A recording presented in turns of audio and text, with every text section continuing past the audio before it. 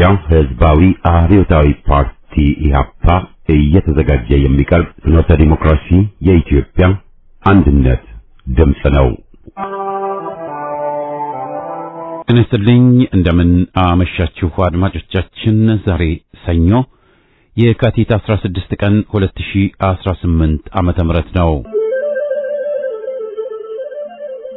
የደምቢ ዶሎ ዩኒቨርሲቲ ተማሪዎች የነበሩትና በአክራሪ የኦሮሞ አሸባሪዎች የታገቱት ተማሪዎች ጉዳይ እስካሁን እልባትን አላገኘም። ብዙዎቹ ልጃገረዶች የሆኑት እነዚህ የአማራ ወጣቶች ከታገቱ ሰኞ የካቲት 16 ቀን 2246 ቀናት አለፋቸው። የወጣቶቹ ሰቆቃ ያብቃ እንበል። እስከ መቼ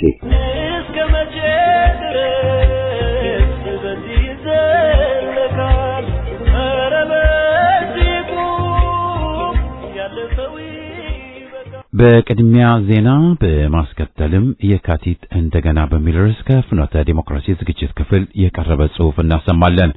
በመጨረሻም እውነት አትጠፋም በሚል ርዕስ የቀረበ ሌላ ሀተታ ሰምተን የዛሬ ዝግጅታችን ፍጻሜ ይሆናል። አሁን ወደ ዜናው። የምርጫ ተብዬው ድራማ እንደ አዲስ ተጀምሯል። የኮሎኔሉ አማካሪ ጌታቸው ረዳ ሳይቀር እያጉረመረመ ነው። ምርጫ ቦርድ በአማራና በትግራይ ይገባኛል ጥያቄ የሚነሳባቸውን አካባቢዎች በተመለከተ የተሰጠን ውሳኔ ዛሬ ባወጣው መግለጫ አስታውቋል። ቦርዱ በሰባተኛው ጠቅላላ ምርጫ የጊዜ ሰሌዳ በተመለከተው መሰረት ጥር 22 ቀን 2018 የመራጮች ምዝገባ ለማካሄድ እየተዘጋጀባቸው ያሉትን የምርጫ ቦታዎችና ጣቢያዎች ዝርዝር ለሕዝብ ይፋ ማድረጉን አስታውቋል።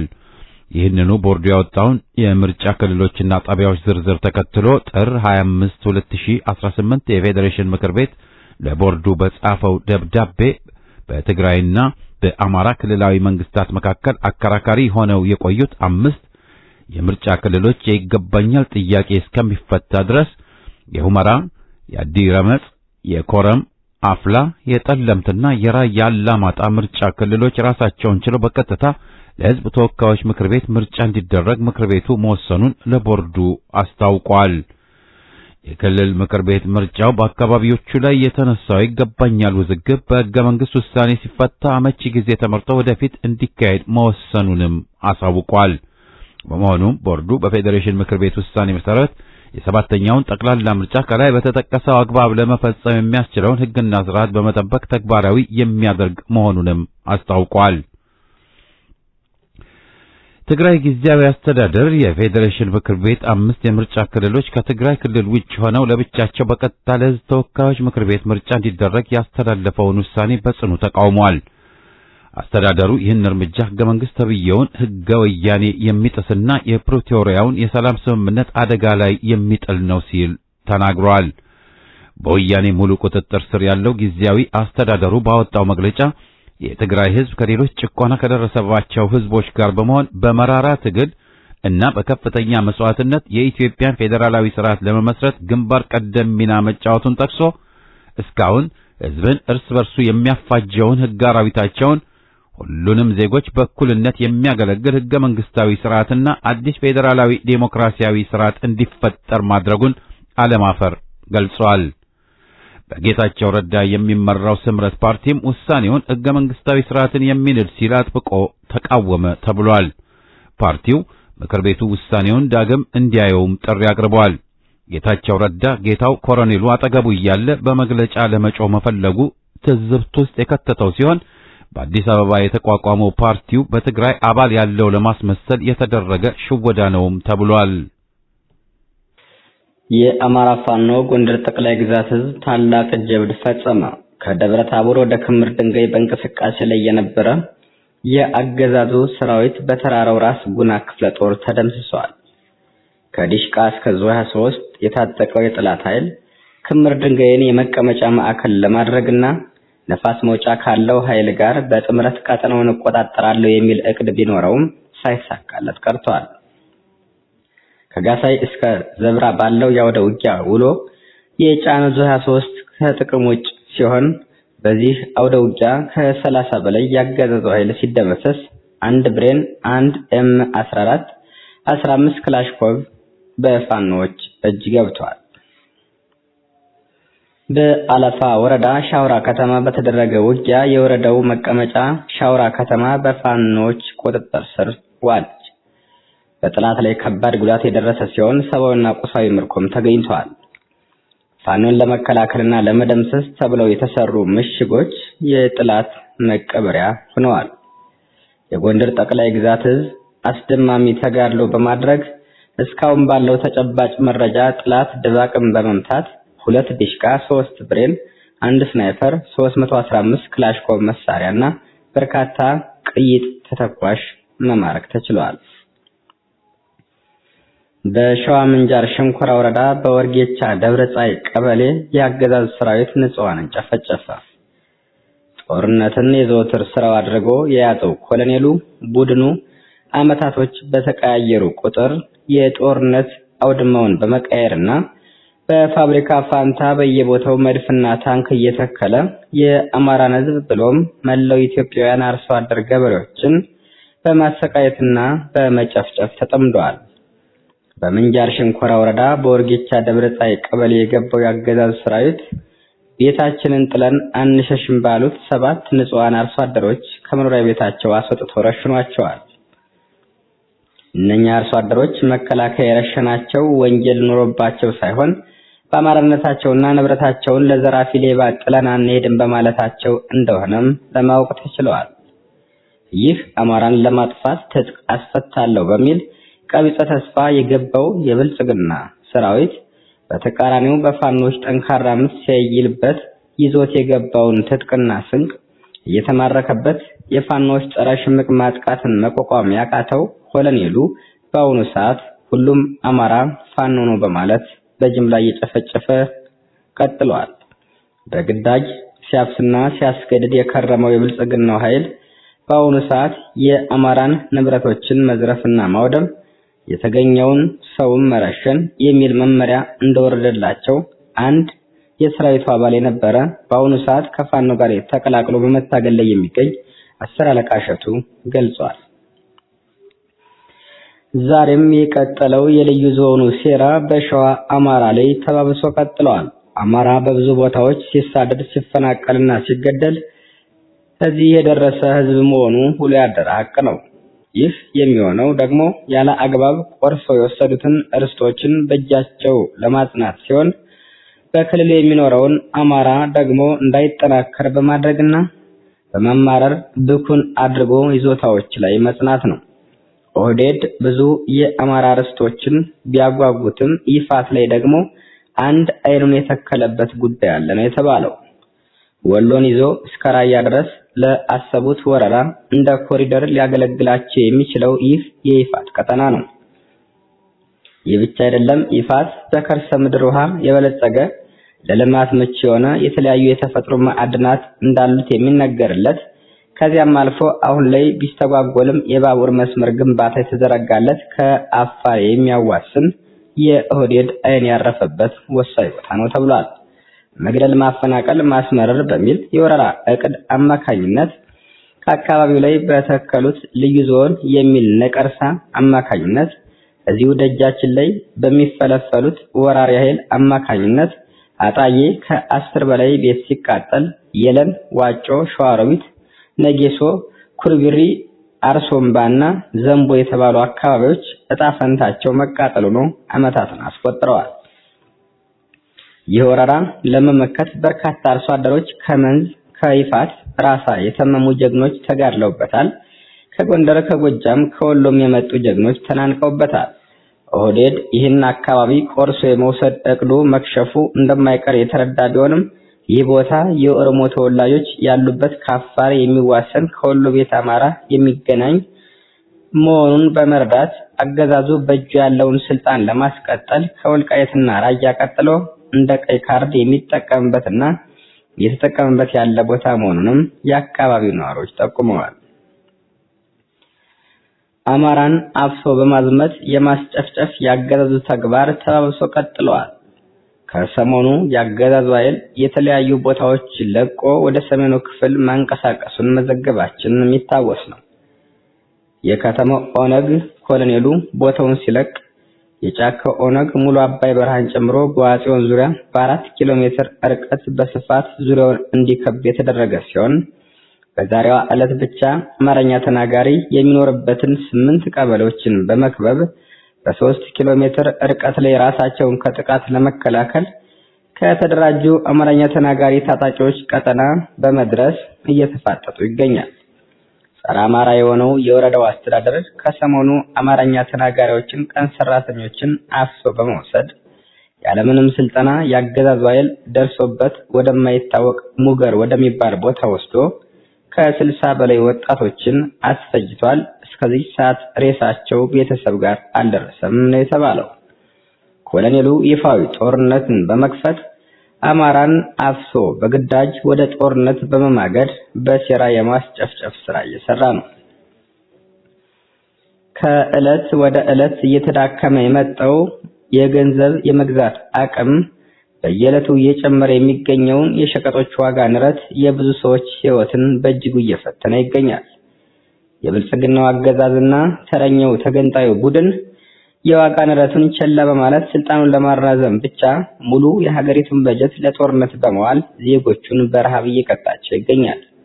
በበርካታ ምርቶችና አገልግሎቶች ዜጎች ከበድ ያሉ የዋጋ ጭማሪዎች እያረፉባቸው ሲሆን ሮሯቸውን የሚያደምጥና የሚሰማ የገበያውን ንረት የሚያስታግስ አካል ባለመኖሩ በረሃብ የሚሞቱና የሚጎሰቁሉ የሚፈናቀሉና ትዳራቸውን የሚፈቱ ብዙዎች ናቸው። ከቅርብ ጊዜያት ወዲህ የኑሮ ውድነት እንደ ሀገር ከባድ ፈተና ሆኗል። ሰዎች የተለያዩ ወጪዎቻቸውን ሸፍነው ለመኖር ፈጽሞ ስላልቻሉ ትልቁን ተቋም ትዳር የሚባለውን እያፈረሱ ይገኛል። መሰረታዊ የሚባሉ ነገሮችን አሟልቶ ለመኖር ቅንጦት እስከመሆን የደረሰ ሲሆን ሀገሪቱ ሙሉ በሙሉ ራስን በራስ ለማስተዳደር የምትችልበት አቅም ስለሌላትና በጽንፈኛ በወራሪና በተገንጣይ በጠባብ ኃይሎች ስለተከበበች ዜጎቿ በረሃብ በበሽታና በቸነፈር እየተፈናቀሉና እየሞቱ እንደሚገኙም ታውቋል። የዕለቱ ዜና በዚያ በቃ።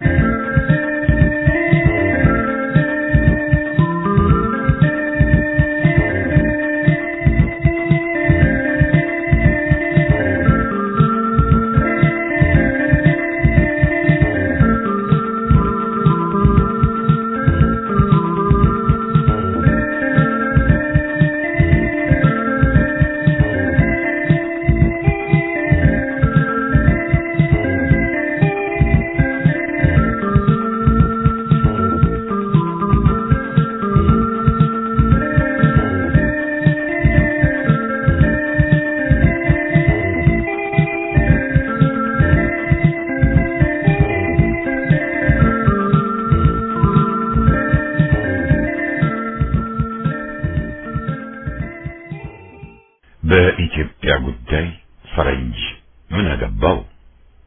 የካቲት እንደገና ታሪክ ራሱን ይደግማል ይባላል። ግን በዚያው መልክና አንድ ይዘት ሊሆን አይችልም። የታሪክ ጎማ ጉዞውን ሳይቀጥል የሚያያዝ ነውና የሚያመጣው አይቀሬ ለውጦች መኖራቸው አይቀርም። የካቲት 66 ኢትዮጵያና የዛሬዋ ኢትዮጵያ በመሰረቱ ይለያያሉ።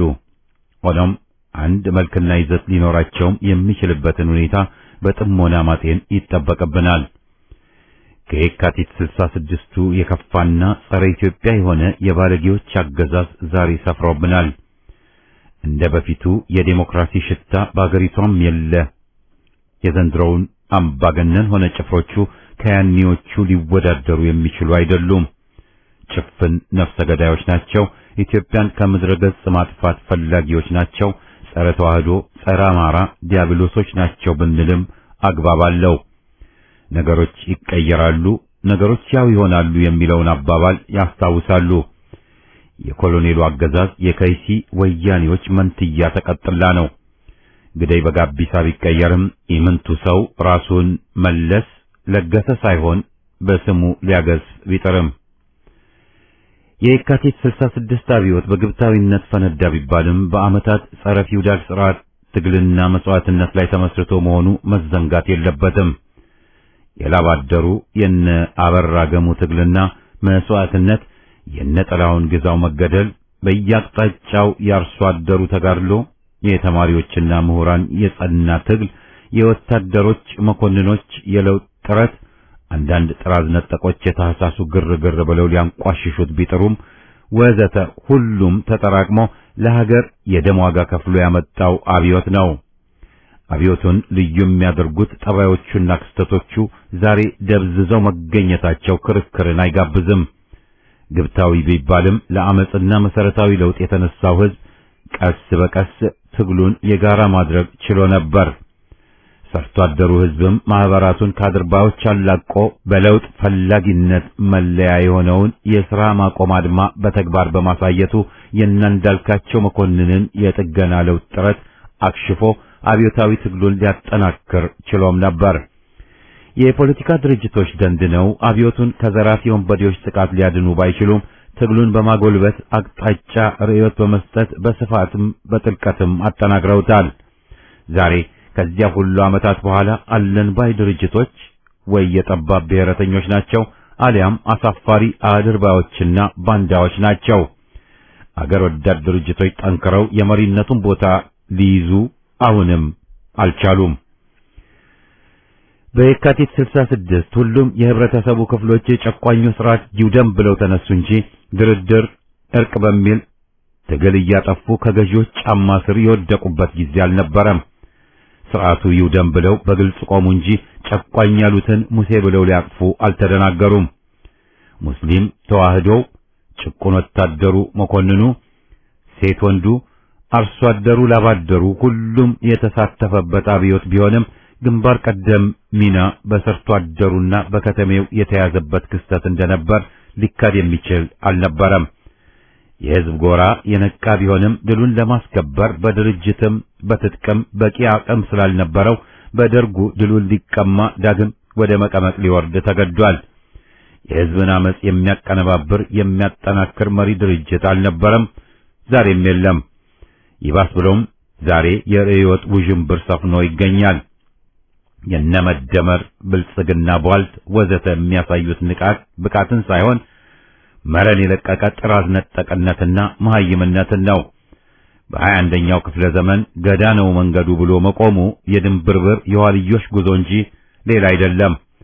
በእናኖሌ ልቦለድ የታጀበ ታሪክ ተብዬም ያቅማቸውን ሰርተው ባለፉት አጼና አገርን ባስከበሩ አርበኞች ላይ ዘለፋ ከማውረድ በመለስ ምንም ፋይዳ እንደሌለውም ግልጽ ሆኗል። ፍጹም አምባገነን ሊሆን በሚስጨረጨረው ኮሎኔልና የተከታዮቹ ድፍን ቀዘረኞች ችሎታና ብልህነት አገርን አንድ አድርገው ካቆዩና ካስረከቡን የጥንቶቹ ጋር ለንጽጽር የሚቀርብም አይደለም።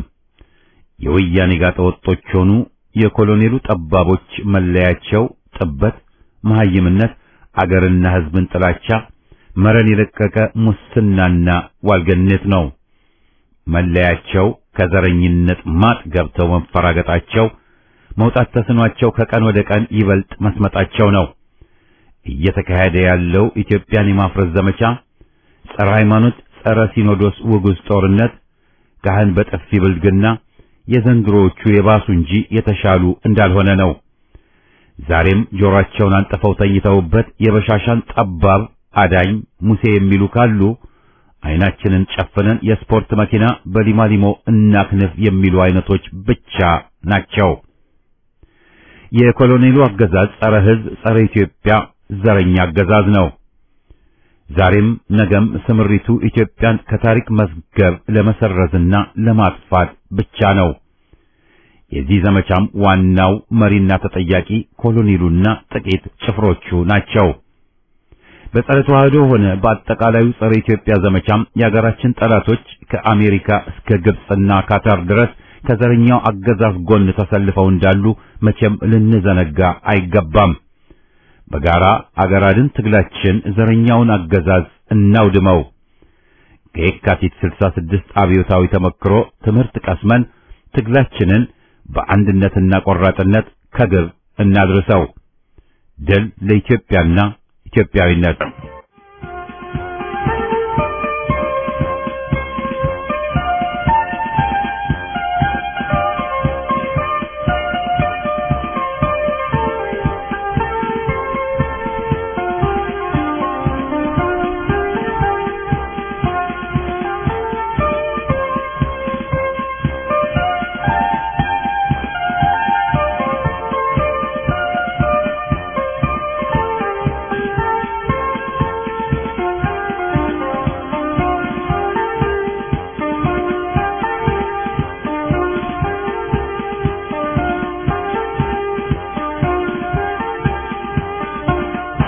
ምን ቢዋሹ እውነትን አያጠፉ። ለሰብአዊ መብት ተሟጋች ነን የሚሉ ምዕራባውያን ተቋሞች ነፃና ሚዛናዊ ነን ባይ እንደ ቢቢሲና የአሜሪካ ድምፅ ሬዲዮ አይነት ተቋሞች፣ ጋዜጦች ወዘተ አብዛኞቹ ለሀገራቸው መንግስት ታዛዥ ወይም አፈቀላጤ ናቸው።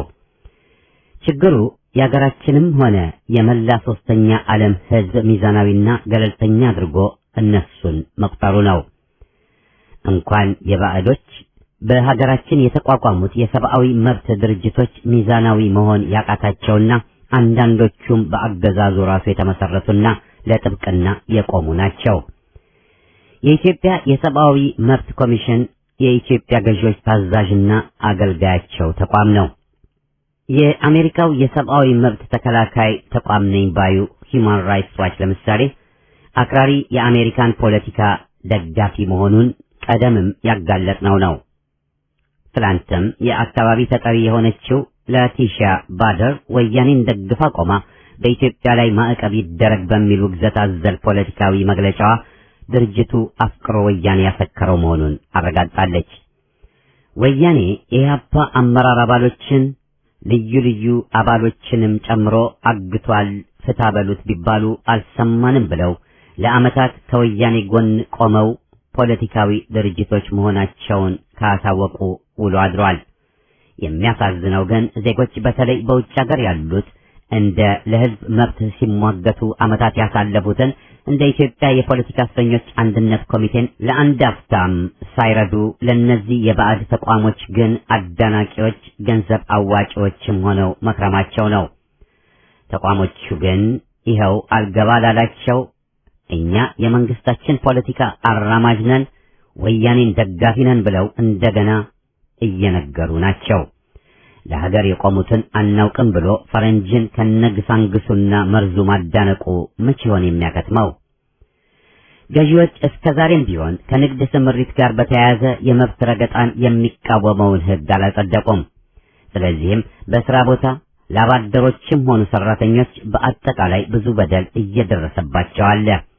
ቀደም በስኳር ፋብሪካዎችን አካሄጆች የሆላንድ ዜጎች ሲካሄድ የነበረውን ዘረኝነት በሚያስታውስ ደረጃ የቻይና ባለሀብቶች የኢትዮጵያ ሰርቶ አደሮች ላይ አስከፊ ዘረኝነታቸውን በነጻ ያንጸባርቃሉ።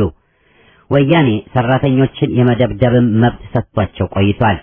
አገሪቷ ለውጭ ባለሀብቶች ክፍት ስትደረግ ግን በዚህ መስክ የመጣውን የመብት ረገጣ አላየሁም አልሰማሁም ማለቱም መርጠው ቆይተዋል። የኢትዮጵያ የሰብአዊ መብት ጉባኤ የተባለው ይህን መስክ በተመለከተ የተግባር ወይም የእንቅስቃሴ እድል ያልነበረው ሲሆን አሁንም የለውም። መብት አስጠባቂ የሆነ ነፃና ገለልተኛ ተቋም የለም። ይህ የሚጠበቅም አልሆነም። የባዕድ የማዕድን ኩባንያዎችና በመጠጥ አምራችነት የተሰማሩትም በአካባቢ ብክለት በከፍተኛ ደረጃ ተጠያቂ ቢሆኑም የሚናገራቸው የሚከሳቸው አላገኙም። አገዛዞች ራሳቸው በቀጥታ የሕዝብን መብት ረጋጭ በመሆናቸው በንግድ እንቅስቃሴ የተሰማሩ ባዕዳን ኢትዮጵያ ትመቸናለች ብለው ቢደመድሙ ከሀቅ የራቀ አይደለም። የሰራተኛው መብት ሲረገጥ ጉቦ በሊታ ባለስልጣኖች ዝም ቢሉ የሚያስገርም አይሆንም። ወያኔ ነውና የለየለት ዘረኛ ቴዎድሮስ አድሃኖም አሁንም ድምፁን ከፍ አድርጎ የሚጮኸው የትግራይ ህዝብ ሊፈጅ ነው በሚል እንጂ ረገብ ብሎ ወያኔ ያካሄደውን ሊቀጥል ያቀደውን ፍጅት ከቶም አያነሳም። በውልደቱ የተጠቂው ህዝብ ወገን የሆኑት ደግሞ ቡዴና ነውና ጥቅማቸው እንዳይነካ ይፈራሉና ከባዕዳን ጋር ተቃጥፈዋልና ባላቸው ቦታ ተጠቅመው ለተጠቂው ህዝብ ሲጮሁለት አልሰማንም፣ የምንሰማም አይመስልም። ህዝብ ራሱ ተደራጅቶና ታጥቆም ራሱን መጠበቅ አለበት እንጂ የተደገሰለት ሰላም ሳይሆን አሰቃቂ ፍጅትና እልቂት መሆኑ ከቶም አያጠራጥርም። መብት አስጠባቂ ነን ባይ ባዕዳን ተቋሞች በመሰረቱ የመንግስታቸውን ጥቅም አስጠባቂዎች ናቸውና እነሱን የሚያደንቅ በእነሱ የሚመካ የኢትዮጵያ ሐቀኛ ልጅ ሊኖር አይችልም። ከ1995 ዓመተ ምህረት ማለትም ከ27 ዓመት በላይ ለሆነ ጊዜ የኢትዮጵያ የፖለቲካ እስረኞች አንድነት ኮሚቴ በአገር ወዳድ ኢትዮጵያውያን ተመስርቶ የሁሉንም ዜጎች በደል ሲያስተጋባና ዓለምንም አድሎ መብት እንዲጠበቅ ሲታገል ቢቆይም ከበርታ ይልቅ ያጥፋህን ከብዙዎችም ማትረፉ የሚደበቅ አይደለም። ሊተኩት ከያቅጣጫው ብቅ ብለው ስራውን ሊያደናቅፉ ከሞከሩም በኋላ በዚያው ከስመዋል። ለከበርቴዎቹ የባዕድ ተቋሞች ተጨባጭ ሁለገብ ድጋፍ ሲሰጡ፣ ለኮሚቴው ግን አለንልህ በርታ ሊሉት አልዳዳቸውም። ስለዚህም መድረኩን ይዘው ስለኛ ሀገር የመብት ጥበቃ ጉዳይ ለፍላፊዎችም ሆኑ ተጠሪዎች በባዕዳን መንግስታት ቁጥጥር ስር ያሉ ተቋሞች ናቸው። ወያኔን ቢደግፉ ለኮሎኔሉ ሽፋን ሰጪ ቢሆኑ ከቶም ሊያስገርመን አይገባም። በህብረት ትግል መብት ረጋጮችን እናስወግድ።